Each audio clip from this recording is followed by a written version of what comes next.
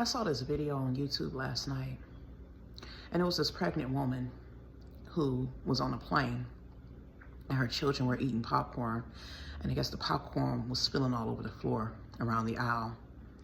And they made her, she was about 22 weeks pregnant. She was about 5 months pregnant. And she was at the place, I guess, where her stomach was exposed. Her pregnancy was exposed. Her belly was kind of big because she was further along in her pregnancy. And so the staff, the flight attendants and the pilot said that she had to clean up all of that mess off the floor, meaning she had to get down. They said they had her get down on her hands and knees, and she was crying. And this was the wife of, I guess, some famous person. He was a sports player, baseball player. And he went on Twitter and stated that they had his pregnant wife on her hands and knees cleaning up this popcorn kernels that had spilled all the popcorn that spilled all over the floor because her kids were eating on the plane.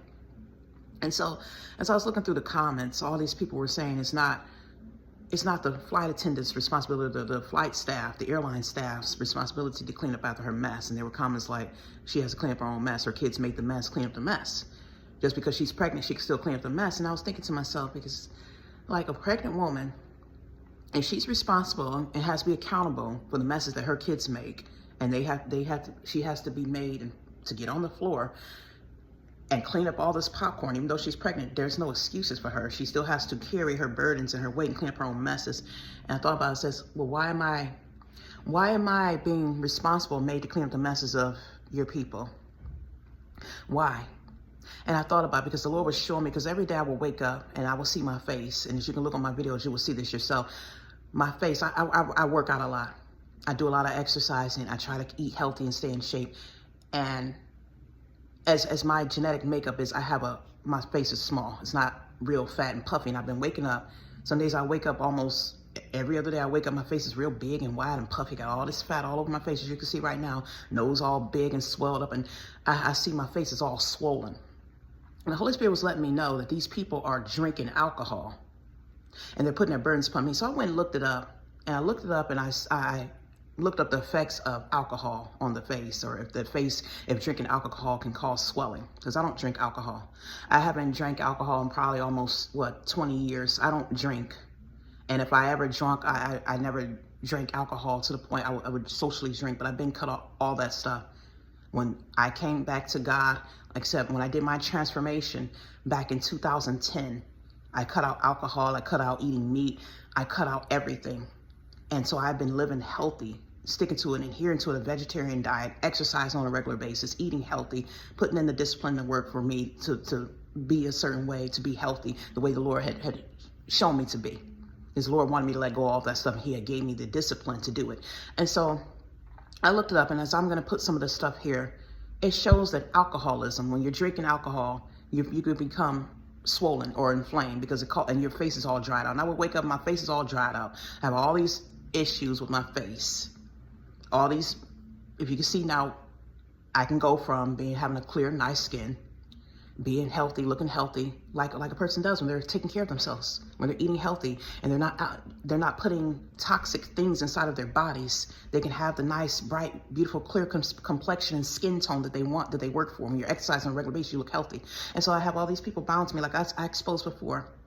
This woman binds herself to me. She drinks alcohol, and I can confirm that because I went to her page on social media, and she put this up recently. She's been drinking alcohol, and Lord let me know this before, and I had forgotten all about it. So the Holy Spirit brought it back to my attention that she's drinking. Now you're binging on alcohol, whatever. You drink alcohol, and you don't eat healthy.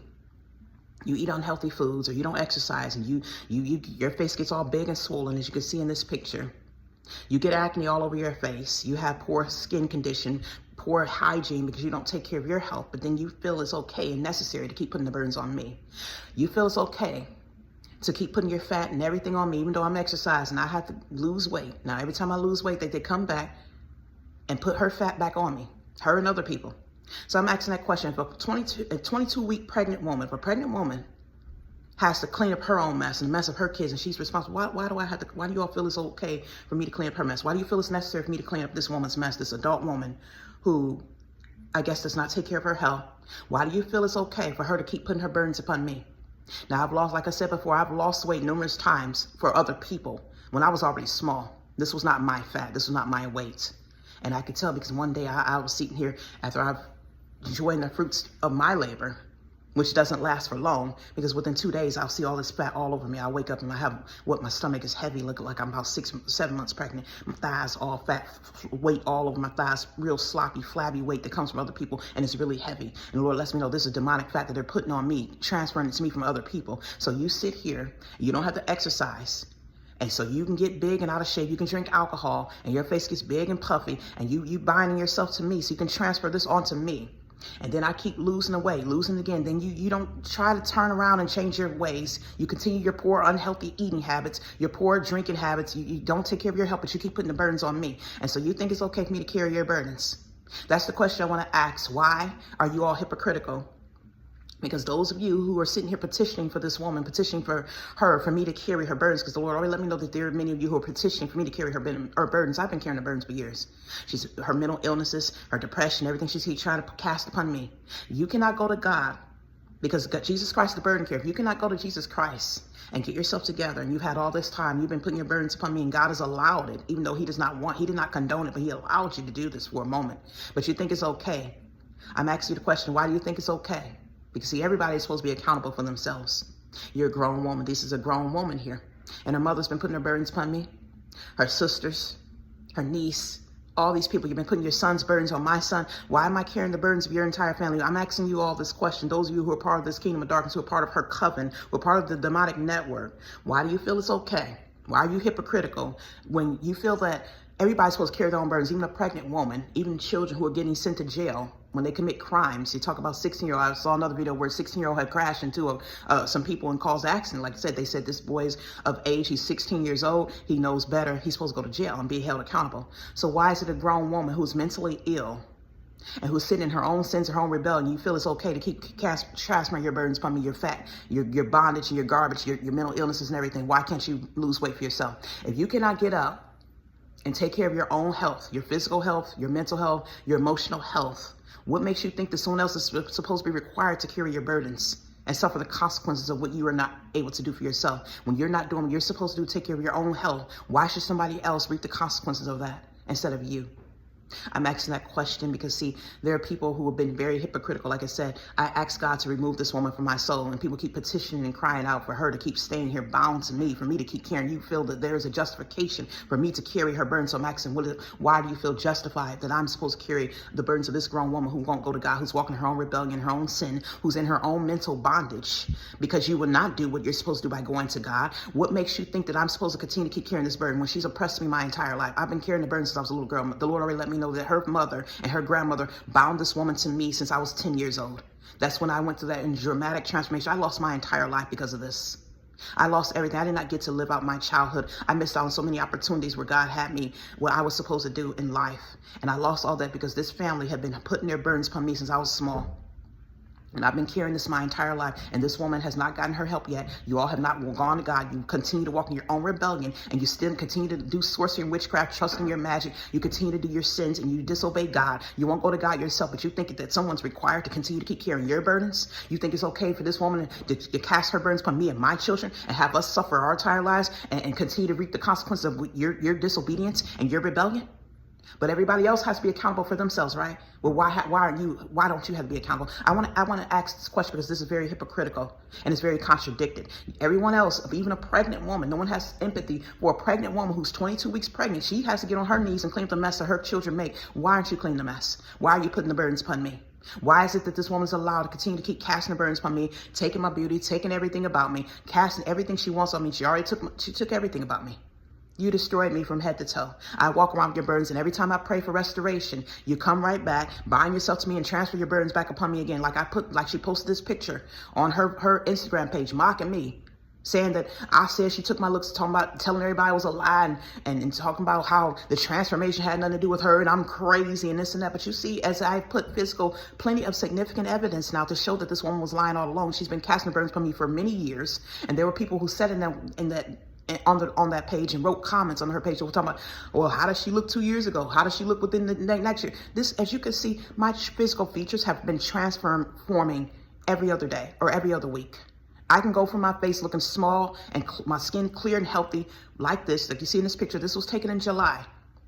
And then you go back to this, not even a month, but barely a month later, and this is how my face looks. It goes back and forth. Looking at my videos, when I post videos on this page, you can go back and see videos I posted even 5 days ago. My face looks different because these people are all buying themselves me, casting their burdens upon me. So you're disobedient. You don't like it. If you don't want to go to God and get your help, you're supposed to be stuck in your own bondage. I mean, you're supposed to be carrying your own fat. You're supposed to be walking around with your own facial problems. You're supposed to be walking around with your own physical flaws. If your face is fat and swollen, you got acne all over, then that's what's supposed to be. You're not supposed to be able to cast your burdens upon me so you can look like this and have me walking around bearing your shame. Now I have to walk around bearing your shame, looking like I don't take care of myself, feeling ashamed and embarrassed and carrying your stuff, but you get to walk around looking like you're some princess, and I have to clean up after you. I had to wipe your behind, wipe the messes up, come around here and pick up your mess. Oh, you're too good to pick up your own mess. You're too good to go to God and get yourself help. If you don't want to go to Jesus Christ, then maybe you need to go to somewhere and to a psychiatrist or something and get the type of help that you feel is best for you, instead of putting your burdens upon me. Because I'm not going to be quiet about it. You already know that by now. I've exposed you before, and I'm asking God to go to extreme or to escalate this matter. It says in the Bible, thou shalt not suffer a wish to live. And I am asking for that, because you should not be having life when you continue to keep putting your burdens upon me. When you continue to keep mistreating other people and having them carry your burdens, when you're supposed to go to Jesus Christ yourself and have him carry your burdens, because he's the burden carrier. And I don't understand. I'm asking God to start dealing with you and all those who are helping you, because he already let me know that there are a bunch of witches and sorcerers within your demonic network, Jezebels, who feel that it is okay for me to carry your burdens, every time God will untangle you from my soul and unentwine our souls, that feel that I'm supposed to carry your burdens and keep praying and putting spells back up on me to bind you back to my soul and have me carry your burdens. I'm not supposed to be carrying your burdens. And I'm asking God to start putting the burdens upon you and your children, all of you who are helping this woman put her burdens upon me, because it is wrong that you feel that me and my children are supposed to continue to keep carrying their burdens, and we're supposed to sit in bondage now while you're all walking around okay. You're putting your addictions and your perversions upon me, putting all your problems on me, her food addictions, you eating junk food, you're putting that garbage on me, instead of going to God and getting the help that you need. You know better. You're doing it because you feel you can, and that's why I'm asking God. There's supposed to be severe consequences. Like I said before, you're no different. If everybody else has to carry their burdens, even children and pregnant women, you're supposed to be carrying your burdens, clean up your own mess. If you don't want to do that, then you're supposed to stay in your bondage. It is simple as that.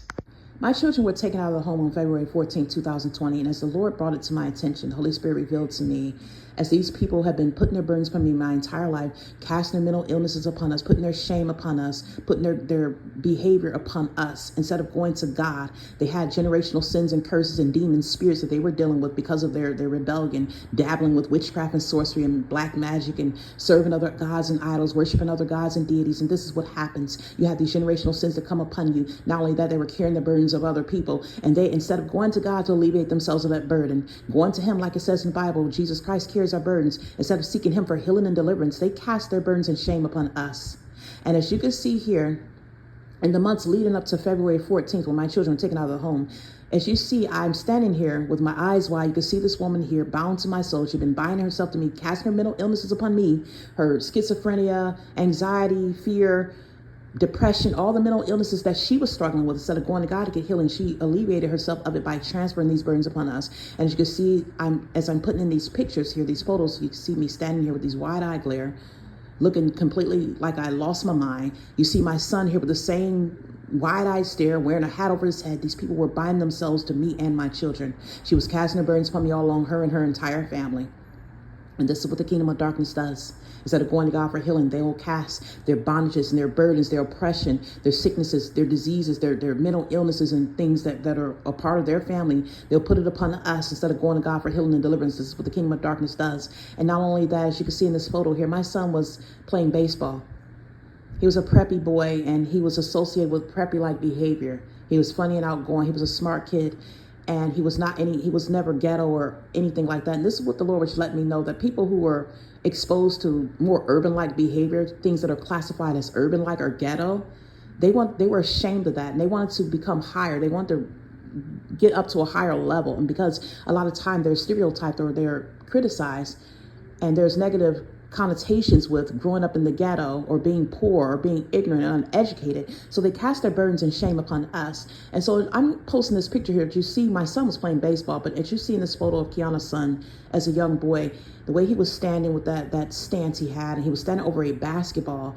And this is more associated with a ghetto-like behavior and ghetto-like mentality. which was nothing of ours. We were never, like I said before, we were never born in the ghetto. We were not raised in impoverished areas. When we were living I was a young kid when I lived in that area, but as when I had my children, we were never in the ghetto.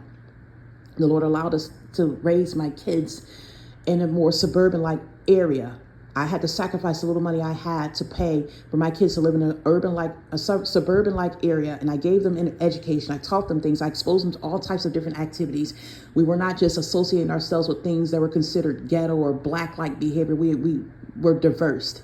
I exposed my children to things that were diverse activities that people would say, oh, that's more for white people, or this is more for rich people or Caucasian people. And so what they did was they took their burdens and cast it upon us. They put their shame upon us. She wanted her children to seem as if they wanted to have access to things that were more associated with white behavior or suburban-like behavior, and cast their burdens and their shame upon me and my children. So my son went from playing baseball and being smart and outgoing and learning in school to being something where he could not barely learn. He was getting in trouble. And this is what they do. So my son now has been exposed to foster care. He's been taken out of the home. He's been arrested numerous times because these people have cast their burdens and their shame upon us. And so this is how you see a lot of people going forward who were raised in the ghetto, or who didn't know much, or probably weren't learning, or were not exposed to a great environment. They were around a lot of certain behaviors that would associate someone with leading a life of criminal behavior or being locked up in jail. And so they cast their burdens upon another person who was never exposed to that type of stuff, who were exposed to certain things. And my son ended up having a life now where he's walking around in shame. He's carrying the burdens of this family along the same way I had to carry their burdens. They took our communication skills. They took everything out of us, our knowledge. They ended up getting their degrees and their education. They cast their burdens upon us and their shame upon us, where we cannot become educated. We cannot receive anything. And so they end up thriving. Like I talked about in other videos when I said where there was a childhood friend of mine who could barely read or write and couldn't even get her GED, had been expelled from school and getting into trouble. And somehow she flipped it around where she cast her burdens upon me and swapped our destinies. And she was able to go along and get a 4-year degree after I helped her with her resume. And I was going back and forth with not able to hold jobs and living on welfare and had to get on Section 8. That was not my life. Just like this was not my son's life. But now my son is bearing this shame where he has been put in foster care. He's been in foster homes. He's been in a juvenile detention center. He has served time. He's been arrested more than once on more than one occasion. And he has this stereotype on him now where he can't even go to a pool. When he goes to the pool, they attack me. They don't want him at the pool because they associate him with being a thug. They have cast my son aside, and he is now bearing the shame that belongs to this family, Kiana Palmer and her son, and other people who have cast their burdens upon us. And they have been swapping our lives for years. So my son has not been able to get his high school diploma. He's not been able to graduate. He's not been able to get his education, even though that was the path that he was supposed to take. And this is what happens. This is why I expose this stuff, because these witches and sorcerers target God's people, those who have a bright future, those who have been set up to have certain things, and they strip it from God's kingdom. They take it from God's people, and then they have you living the life that they were supposed to have. They basically make you the tail while they're the heads. They put you downtrodden, you beneath their feet. And I'm exposed to all this. We didn't know anything about this. I didn't know what happened. This family has targeted us all along and cast their burdens upon us in their shame. And so my son is now looked as a thug or a criminal, even changed his whole skin color. And this is another thing. They transfer their melanin upon us because they want to seem lighter. Now that her son gets to walk around looking light-skinned, even though he was darker, and my son was light-skinned, they feel like they're more safer. Because the white American society accepts them now that they have brighter skin, and they can now basically characterize themselves with being more closely accepted by the white people because they're more threatened by a black person who has more melanin. They're darker. So they classify them as, oh, you have dark skin, you're a criminal. You have dark skin, you're dumb and uneducated. And so the doors open up more for you when you're light skinned. You have these features that are Europeanized, these European features. And this is what they've been doing all along. This is why she's been taking my looks, taking my features, taking my DNA. And so this stuff is being exposed. Because we were not supposed to have this life. While you're sitting here, you get to graduate and have all these degrees and accolades, be rewarded, have a business now. You could become accomplished with a business, even though my mother invested on giving me a private school education. Even though I was reading books and getting knowledge and exposed to ballet and all these other things, I was supposed to go far in life, but you put your burdens upon me and stole my life. And this is what God has the problem with. You're stealing the lives of his people. You're making us live the life we were not supposed to have. He made that path for us. He exposed us to certain things in our lives. We had certain experiences at an early age to prepare us for this. And you people come and take it and strip us of it, Satan's kingdom, and takes what was meant for God's people. And this is what is happening. And you have us bearing your shame. And I'm exposing this not because God's judging. I'm asking God over and over to avenge me of my adversaries, because this here is wicked. And you're still holding on to our lives. I'm sitting here, have to walk down the street with a grocery cart. Me and my son pushing a grocery cart down the street because we don't have a car, because we're sitting here poor and ostracized. But everybody, your whole coven, the Illuminati and all these elite people have decided to take our gifts and our talents and our abilities and give it to all and disperse it upon whoever they want to give it to. And you take our lives from us. You use your witchcraft and your sorcery to steal our lives, and then you want to get into God's kingdom. You think you're supposed to get in God's kingdom. You haven't even made a penance for what you've done. You continue to live this life. You continue to hold on to us and put us in your bondage. Instead of going to God, and you could have lived a life where he could have given you a better quality of life, but you chose to steal that life from someone else and reap what did not belong to you.